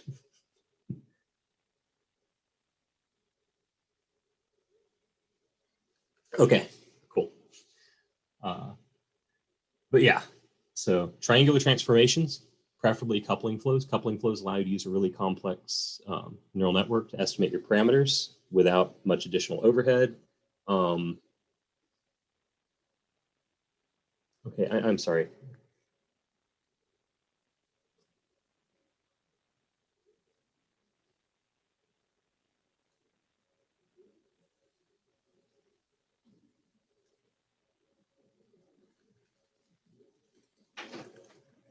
Okay, so I will try and get this out one last time. So the big takeaway, triangular transformation gives you the ability to have a fairly cheap Jacobian determinant. If you use a coupling flow, then you can have a neural network calculate those parameters for you for the transformation. But the transformation, in a lot of these cases, is still going to be relatively simple, like an affine transformation. So if you can learn a monotonic neural network, possibly a shallow monotonic multi-layer or just single layer perceptron, then you could ostensibly get a very powerful nonlinear transformation. So you've got a nonlinear transformation, very powerful, highly expressive, computationally not all that bad. So that's sort of my takeaway for where to go with this. And then if you can also implement the recursive coupling flow part of it, then you can ratchet up that expressivity as high as you want. So there we go. Okay. And with that said, I can jump over to the other lecture slides to address dequantization. If anybody has questions on that, I don't know that that was all that complicated. I guess the big takeaway on it was basically, if you're using discrete valued data, you probably want to add a little bit of uniform noise in to spread it out to make sure that you don't get some of that bizarre behavior that we saw in the lecture slides, right? Where it just like all collapses around one point or something like that. Because these are made to learn on continuous data. They're not made to learn on discrete or categorical or anything. So you have to finagle it to basically make it fit the bill. So yeah, so any questions, takeaways, comments, criticism? Do you want me to jump over and look at dequantization?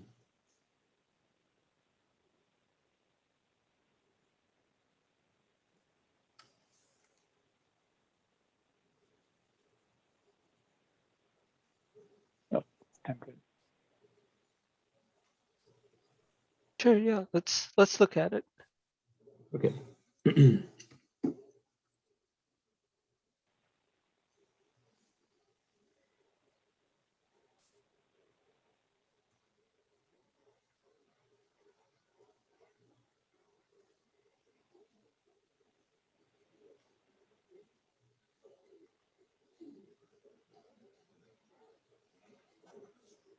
Okay, where do I have it?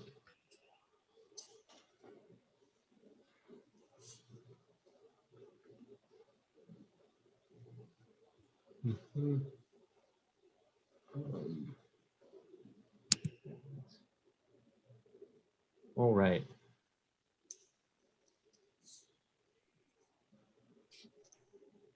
All right, so everybody can see this? Yeah, I can. Yeah. Yeah, so the idea on the dequantization is if your training data looks something like this, the problem is you're trying to fit discrete data. You're trying to turn discrete data into a continuous distribution, and that you just run into all these sorts of issues because it's trying to figure out what to do with the space in between. right? From the perspective of your flow model, something should be there. So, you know, what are you going to do about that, right? And you can see right here when they trained this model, it just starts to collapse around particular values because it has no idea what to do when you end up with 5, 5, 5, 5, 2, 3, right? You know, it's expecting a spattering of values. And so like they say, you end up with this data degeneracy. You end up with this degeneracy issue. So ultimately, what you want is, you know, without going too much into all of this, the idea is to add a little bit of uniform noise into your data, and it basically smooths that out, right? So instead of always getting 0, right, you can imagine that this is going to look like a rectangle. It's going to go over to the right. This is going to be a rectangle over to the right. This is going to be a rectangle over to the right. So 0 to 1 will be all of your zeros will always be between 0 and 1. Your ones will always be between 1 and 2, you know, so forth and so on, right? And so effectively, it's almost like binning all of the continuous values into this one thing. So if you end up with a value that's between 0 and 1, then you know that's a 0. If you know it's between 1 and 2, then you know that's a 1. And so you can see when you do something like that, then, you know, here's what the training data now looks like, and then it has a much easier time fitting a density to that. So it's almost like, I mean, in a different context, the smearing that you talked about, smear it a little bit around there. Do what? It's like this smearing that you talked about in a different context. You just kind of introduce a noise around the actual point. So you smear the distribution not to be precisely at that point, but around that point. Yeah. Yep. Yeah. So it's just saying we're gonna take our discrete data and we're just gonna, you know, make sure it looks continuous. But, you know, we know, and then of course at the end of the day, right? If you have it spit a number back out, like imagine this is, you know, you're going the generative direction, right? And it spits out, you know, 0.5. Okay, well that's not all that hard. All you do is then put some kind of, you know, little condition saying, you know, if between, you know, let's say 0.5. I don't remember what I said, maybe 1.5. So let's say it's 1.5. Some condition that says, you know, if it's between, you know, 1 and 1.5, then, you know, treat it as 1. So basically like a floor function. Right? So just put a floor function on it, and then whatever it spits out in the generative direction, it runs through that, and it's going to give you something like it's going to be in terms of your original data. So I guess that's kind of it, right? If you're going in the generative direction, you're going to run it through a floor function at the end. If you're going in the other direction, the normalizing direction, you're going to essentially add some uniform noise.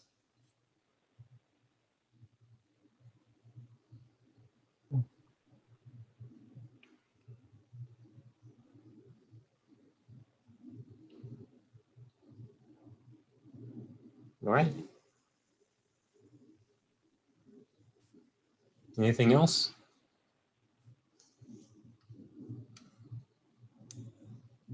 Any other questions, anyone?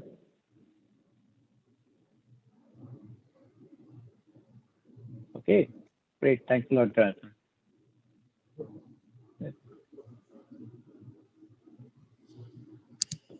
Tour of flow models. Even we have only 10 minutes. My suggestion would be we start with the Colab notebooks motion maybe next week. Hopefully that will take some time, and I should be ready with going through the latent models. So as soon as you finish for the rest of the lecture, I can take that on and we'll continue from there, if that's okay with everyone. Sure. Yeah. I have 5 minutes. Let me do talk about one thing, if that's okay. Sure, go ahead. Yes, absolutely.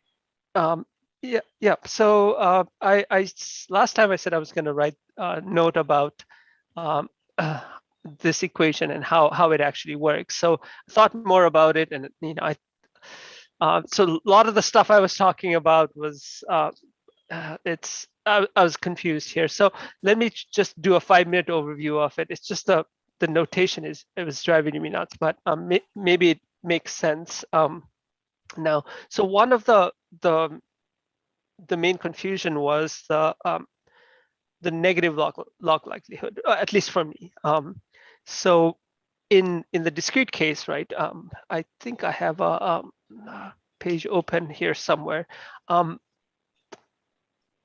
can't see it. Okay, it's in Wikipedia, basically. The idea of the likelihood. In the discrete one, it's some probability, right?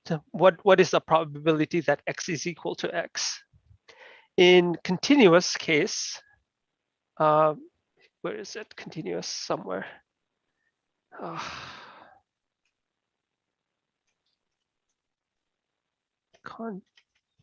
But in the continuous case, here it is. Sorry, it is just equal to the density function. So when we're calculating the negative log likelihood, we don't need the probability. All we need is the density. So like right, so the difference between distribution and density is that right, you remember the difference, right? So if the distribution gives you probability of a set, and the density gives you a point. So probability of a point in continuous is always 0, but the density of a point is non-zero, right? So the likelihood is actually the density. So that leads us to this, back to this first slide, is we have to fit the density model. So p theta is the density model, right? So that's what we're looking for, because the log likelihood to find the loss needs the density model, right? So all of that, have to okay. And so I do have to rewrite this, but so going backwards from there. So just to repeat that, just so I'm clear, you're saying, and that's helpful because even in other contexts that comes up. So in a continuous case, you're saying it's in a discrete case is where it's a probability when it's written as small p of theta. In a continuous case, that is the density, and the reason for that is because, or not the reason, but one of the underlying things is because the fact that with a density at any given point is 0, therefore you have to take a density rather than the probability at a point. Yep. So likelihood is also based on a point, and we're just doing everything in points. So just for continuous sense, it makes sense to do everything in densities. Yeah. So also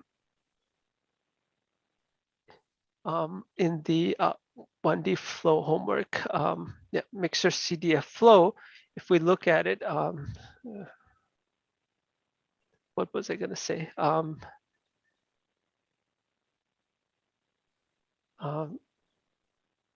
Yeah, sorry, I forgot what I was going to say. Yeah, so it is the negative log likelihood. Sorry, NNL. Negative log likelihood is the mean of the log probability, and you just multiply the flow, which is just the density. So in all of this, the distribution sort of comes in, but so I've it written down here. So how would we define it? How does the equation come about? So we go from z to r. Oh, sorry, here. So we go from x to z to r, right? So let me go back here, and so we used to pencil. So it's the same thing here. So we start from X. Oh, I'm taking the wrong pencil, pen. So this is X, then goes to Z, and then to R, right? So R, and so our first idea was that here's A, and then it gets mapped onto B, and then that gives us a probability somewhere, a single point, right? So that idea still holds here, that if you take a set A, you want to calculate the p theta, the density, the integral over that area A, but with the change of variable formula. I was here, sorry. With the change of variable formula, this becomes this formula, right? So p theta of A is defined as this when we have f theta and the determinant. So what it's actually saying is not that p theta of x is equal to it. It's just saying it's defined as this, because the probability is the integral of the density, and what is under the integral is the density. So it's just basically saying it's defined as this. So the notation is a little bit what it's saying. It's not that it's equal to it, but it's just that it actually is just defined as this. This is what the definition is, because it's what's under the integral. And last time I was talking about moving sets, one set to the other. So that still applies. There's something missing here, so I have to figure it out. Because if we just do the change of variables, it doesn't seem to require it to be a bijective and then differentiable the other way. So I did an example where we were using sine. Anyway, and it's not bijective, right? So anyway, hopefully I'm making sense, but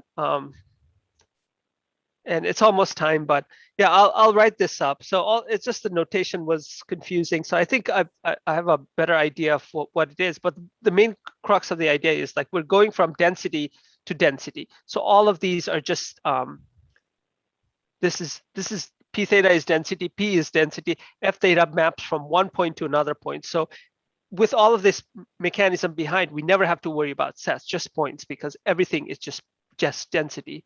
We're moving from one point. So even though there's all this mathematics about moving from one set to the other, there's enough theorems inside it that we don't have to worry about. We're just going to move from one x, a point in our space X to a point in R, and back and forth, and all of that gets hidden away, and all the way down to the likelihood. Sorry, go ahead. Oh yeah. I was gonna say, I guess it is a good point to make, because a lot of times we talk about, like, when we're doing inference with a model, we talk about that output being the probability of our input, and it's not. It's a density value, like you say. It's not a probability. The only time it's a probability is when it's a classifier, right? When we actually have a discrete output, like we have a grid of logits or something, and we run that through softmax, then we have probabilities. But if you're talking about like running an image through and getting a value, that's just a density. Yep, exactly. And there is a theorem between that connects the change of variables to this. And so I'm missing that. I'll figure it out and write this up. I have to rewrite this again. But the important thing is density. And somehow there's a theorem that says you can go from sets to individual points. So I think we'll probably get disconnected pretty soon. So I appreciate the extra rigor you put into this. It's I know I was hand wavy through the part I went through on mine. So this please post this too. I'm almost. Someone's asking about posting the. Terrence was saying asking about posting the slides, and so I'll put my slides up after I have a chance to go through and clean those up some. But definitely please post yours as well. I may put a reference in here, like, I'm waving my hand. Go look at Mochin's stuff. Yeah. So okay. He does it much more rigorously. Yep, I will rewrite this. There's like two versions of it: the measure theory version and the calculus version.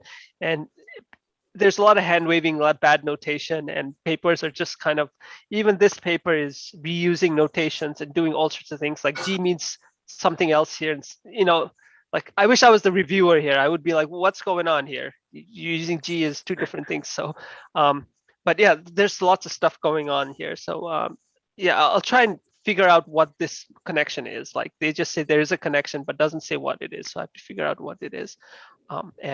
Yes, this is just points to transportation theory. So I probably have to read that paper. Yeah, in fact, interestingly, in the lecture, if you watch the third lecture on latent variables, and there are some questions, and the professor he points to transportation theory as one of the ways of thinking about it, and so on. So I'm just interested that what you have highlighted also points to, transportation theory and generative models. I'm not familiar with it at all, but I just find it interesting that comes up here as well. Yeah, mathematicians do quite a bit. It's just the same as this thing. I'm like, well, I don't know what that thing is, but then it's like I have to go and read it or learn about it. So which is, if they could just write it out here.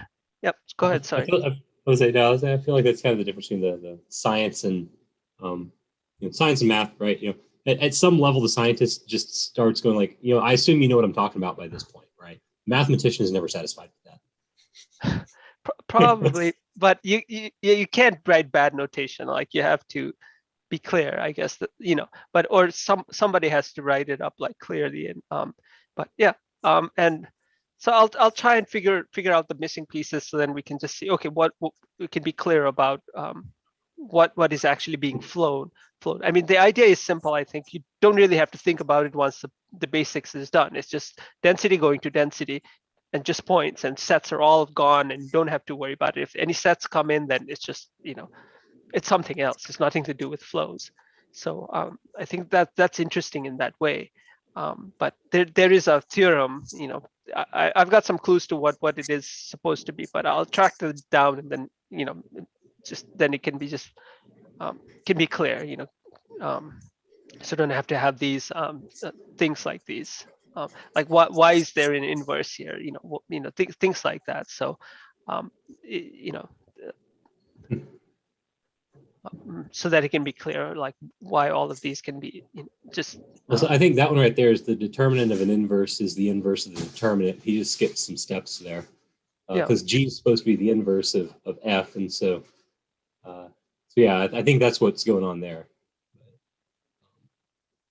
Yeah, I'm not sure, because it's left to the reader.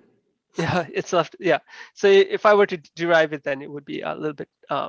It would take some time, but if you have the basic theory, then you can just be like, okay, I know what's going on. These are actual points. So yeah, I think that's the interesting part. All the set stuff is just background stuff, and there's a big theorem in the middle that just says you can just go from points to points. Don't worry about the set stuff, even though that's what happens. Don't worry about the integrals. Don't worry about anything.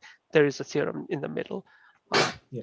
Yeah, it might just be based on fundamental theorem calculus, or say something about Radon-Nikodym theorem, but I'll track that down, and then I can complete my article or my post, and I'll post Yeah, it. looking forward to seeing it. Great. Yeah, and I think that's all. We're out of time. I'll go over the other stuff next time. The images. Somehow it's not working right now.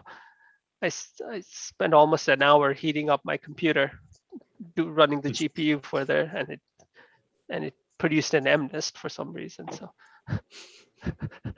and it says something's wrong here. Okay, I'll figure it out, and then I can quickly go over the next one. So all that is the real MVP, different variations of it. Okay. Cool. Thanks. Cover that next one. Great. Okay. Thanks a lot, everybody. Thanks, Martin. Thanks, Thanks. Jonathan. See you all next. See you guys later. Okay. Bye. See you. Bye.